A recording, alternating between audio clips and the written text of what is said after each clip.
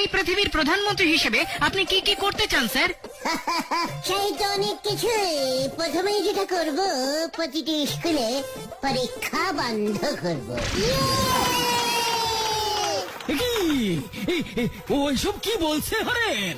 গরমের ছুটি 3 মাস, শীতের ছুটি 3 মাস, পুজোর ছুটি 6 মাস করে দেব।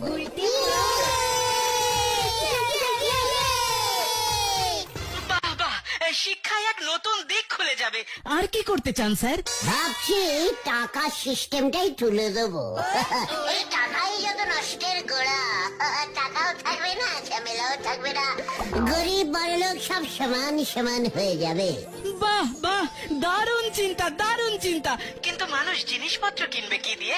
কিচ্ছু দিয়ে নয়, দোকানে যাবে, কৌটো খুলবে, বিস্কুট নেবে, চলে যাবে, ব্যাস।